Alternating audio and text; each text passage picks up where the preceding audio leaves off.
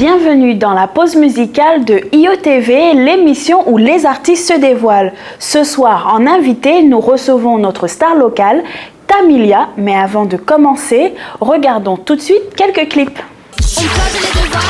On plonge les devoirs, passe des minutes dans tes devoirs, des heures dans tes devoirs, des secondes dans tes devoirs, la journée dans tes devoirs. On plonge les devoirs, on plonge les devoirs, mathématiques, on plonge les devoirs, on plonge les devoirs. Those ocean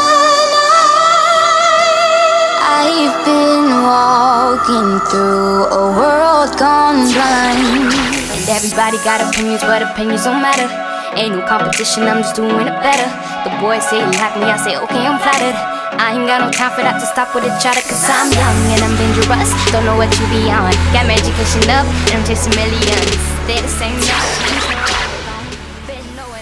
Bonsoir Tamilia. Bonsoir. Comment vas-tu? Ça va très bien. Nous sommes très contents de t'avoir parmi nous ce soir. C'est un plaisir d'être ici.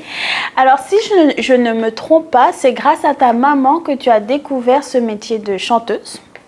Est-ce que tu peux nous raconter comment tu es tombée amoureuse de la musique? Je chante depuis que je suis toute petite avec ma maman parce que c'est une chanteuse. Elle chante depuis qu'elle est toute petite aussi. Donc c'est venu très naturellement pour moi. Et c'est quelque chose que je ne peux pas vivre sans parce que c'est ma deuxième langue, on peut dire. Donc je ne sais pas, c'est juste, ça vient naturellement pour moi. Donc à quel moment que tu as su que chanteuse, c'est ce que tu voulais faire? J'ai toujours su que je devais faire de la musique depuis que je suis toute petite. Donc tu n'as pas d'autres rêves? C'est juste... Non, c'est juste la musique.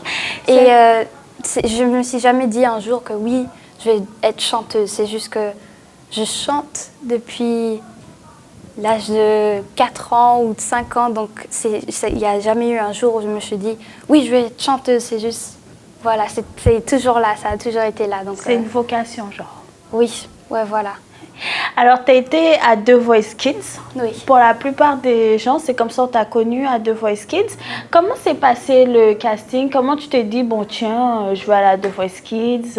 Ça t'a pas fait peur ou... La première fois, j'ai même pas fait un casting pour faire The Voice Kids.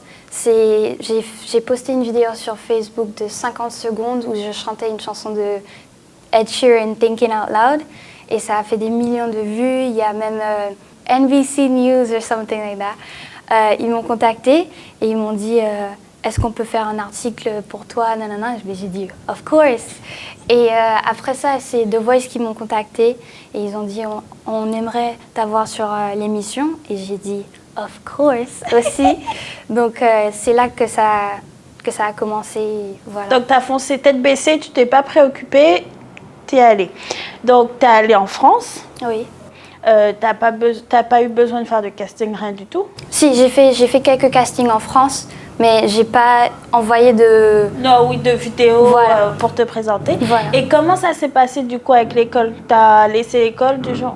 Non, parce que je ratais beaucoup l'école, mais je rattrapais comme si Oui, comme si t'étais là. Voilà. Alors, à The Voice, comment s'est passée ton expérience du début à la fin? Tu t'es fait des amis? The Voice, c'était une aventure. Du début à la fin, je me suis fait beaucoup d'amis talentueuses et talentueux. Mais on est toujours en contact, donc on se parle toujours. Et c'est un truc que je vais jamais oublier de ma vie. Ça serait toujours là sur la télé, sur YouTube. Donc ça s'est très bien passé. J'ai même appris beaucoup de choses, même avec les gens derrière.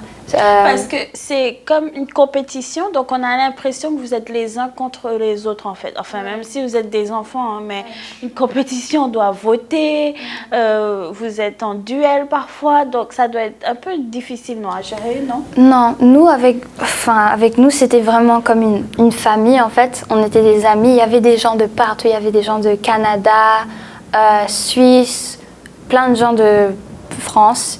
Et puis on venait ensemble et on était des amis. Après, sur la télé, c'est une compétition, mais après, dès que tu es sur The Voice, tu as gagné, pour moi. Même si tu es arrivé au battle ou demi-finale, c'est comme si tu as gagné parce que tu gagnes un public. même si tu n'as pas gagné à la fin. Donc c'est vraiment... on était tous cool ensemble, donc c'était vraiment une petite famille en fait. Puis tu gagnes aussi en expérience. Oui, ça c'est clair. De chanter sur une scène, sur un plateau de télé, c'est immense. Il y a un vrai micro, t'as l'orchestre derrière, tout le public, c'est vraiment une expérience que tout le monde doit... Mais moi, ce que je vois aussi, c'est que toi, tu es venu de Saint-Martin, tu es sur un plateau avec des gens qui ne sont pas de Saint-Martin, donc tu ne les connaissais pas. Et là, tu es seule, avec un orchestre, et tu dois chanter. À 11 ans, c'est incroyable quand même. Mais comme j'ai dit, c'est venu naturellement. Naturellement, même à The Voice, tu es allée tranquille, tu as chanté, tu pas eu le train. Ma mère m'apporte un sense of home. C'est comme ma maison. Comme quand je suis avec elle, je me sens... C'est un réconfort. Voilà. Donc, même si je suis en France et je ne suis pas à Saint-Martin, quand je suis sur scène, quand je suis là avec elle, c'est comme si je pouvais être nulle part et puis je me sentais à l'aise. Moi, c'est ton pilier aussi. Oui. Alors, tu as été jusqu'en finale quand même, c'est énorme. Oui. Mais en finale, tu n'as pas gagné. Comment tu as vécu pour toi? Est-ce que tu as vécu ça comme un échec ou plutôt, waouh, je suis arrivée jusqu'en finale, cette petite fille des îles, c'est incroyable quand même. Déjà, d'être sur The Voice, pour moi, c'était un grand truc parce que venue de Saint-Martin, c'est tellement petit que j'ai jamais imaginé être sur The Voice. Donc, être là et arriver en finale, c'est vraiment déjà un win. Donc, c'était vraiment pas un échec pour moi.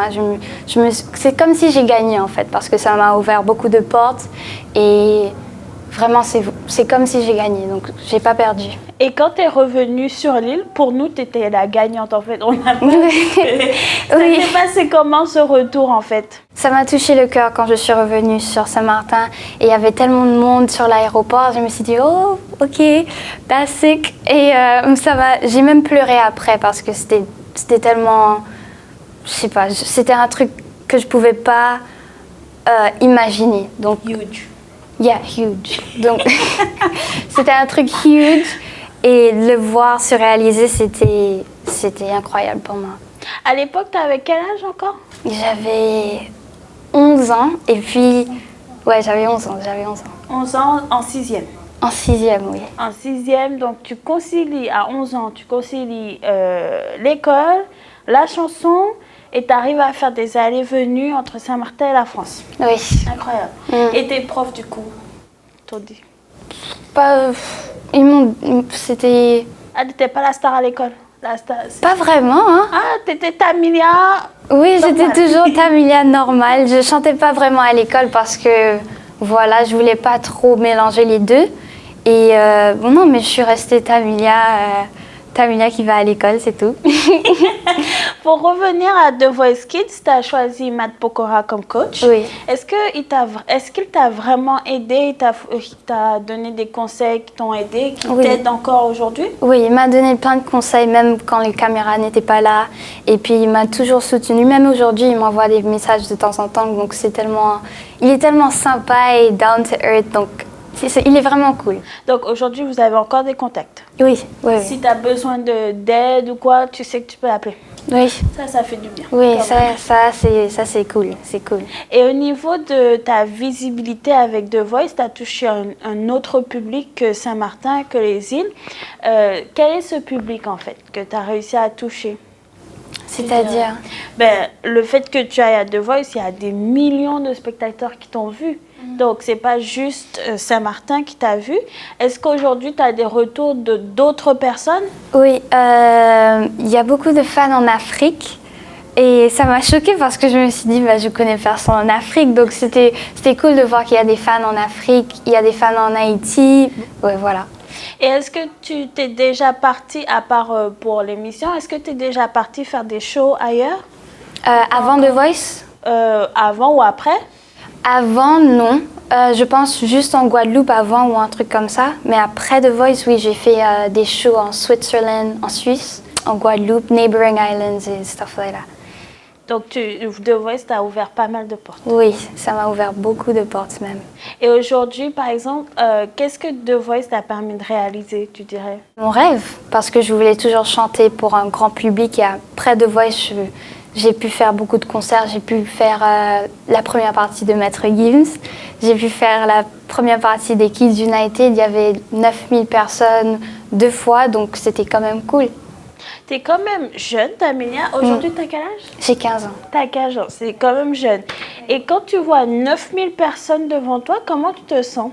Je sais pas, c'est naturel encore, je vais le dire encore, c'est juste naturel parce que je suis dans ma chambre et je m'entraîne pour ça. Donc quand je vais sur scène, c'est juste wow. You have to take it in to actually be like wow, I'm talking in English. T'as pas le trac avant de monter? Oui, j'ai toujours, t'as toujours le trac. J'ai toujours le trac, mais dès que je suis sur scène et je chante, ça part. Donc je sais que ça va. C'est un bon trac. Donc c'est comme si t'es dans ta chambre. Oui, ouais, on peut dire ça, oui. Alors, sur quoi tu travailles actuellement? À l'école? Non, sur la musique. Bon, l'école, on est dans pause musicale, on va s'occuper de l'école. Ouais. Sur la musique, qu'est-ce que tu fais en ce moment? Est-ce que tu prépares ton album, une mixtape? Je sais pas. En ce moment, je travaille sur des singles que je pense réunir sur un EP avec des inédits dessus. Donc, tout ça va sortir en 2020. Et je suis très contente parce que ça va je suis contente de finally put out new music. Donc, ça t'a pris du temps. Oui. C'est beau. C'était dur. De créer... de réunir toutes ces musiques, de créer la musique. Non, c'est juste un procès. J'aime bien écrire les chansons et composer la musique, donc c'est thérapeutique pour moi, donc c'est pas vraiment difficile de le faire, non. Et ton style, est-ce que ça a été facile de trouver ton style dans la musique ou tu te cherches encore ou Je me cherche un petit peu encore, toujours.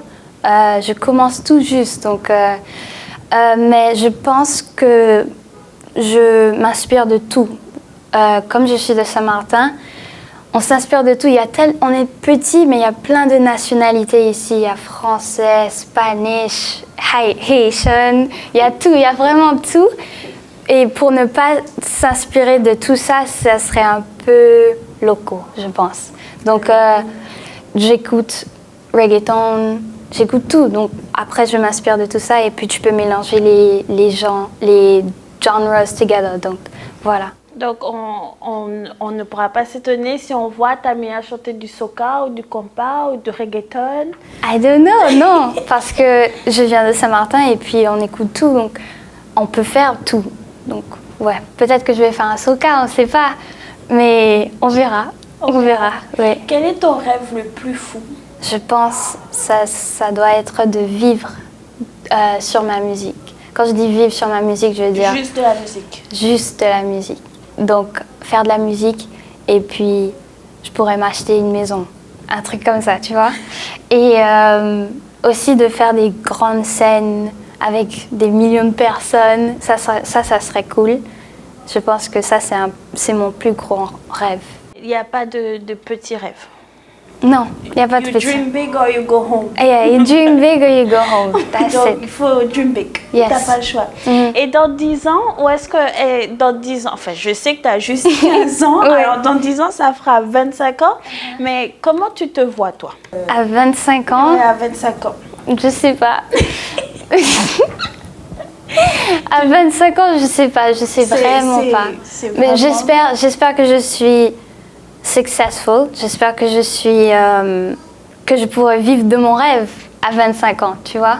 Donc oui, I hope I was successful. Je sais pas encore, je sais pas. En tout cas, tu te donnes les moyens. Oui. Tu te donnes les moyens pour vivre de tes rêves. Mhm. Alors, Tamelia, tu auras plusieurs singles qui vont sortir en 2020. Oui. Est-ce que tu peux nous dire un peu plus, bon, c'est pas spoiler complètement, mais est-ce que tu veux juste nous dire un peu plus sur le style, sur quoi on va t'attendre en 2020? Il y aura beaucoup plus de de styles différents sur les titres que je vais sortir en 2020. Donc on peut s'attendre à n'importe quoi. Donc ça peut être un peu de R&B ou un peu de pop ou un peu soca, on peut dire, mais pas vraiment hardcore soca, mais juste un peu de soca et un peu caribéen aussi, donc un peu de tout. Un peu de tout. Oui. Et pour voir tout ça, on te suit sur ta page. Oui, Tamilia, @Tamilia Official. Et ton EP, du coup, ça va réunir tous tes singles. Oui, tous mes singles avec des titres inédits aussi. Quand est-ce qu'on pourra entendre ton prochain single? Mon prochain single, vous pourrez l'entendre en fin janvier. Donc, je suis très excitée de le partager avec vous. Et stay tuned. Ben, nous aussi, on a très hâte de danser sur les chansons de Tamilia. En tout cas, merci beaucoup, Tamilia, d'être venue. Merci à toi. Et puis, I wish you the best of luck. Thank you very much. Thank you. You're welcome. Vous avez regardé la pause musicale avec Tamilia. Retrouvez-nous très bientôt pour un nouvel épisode.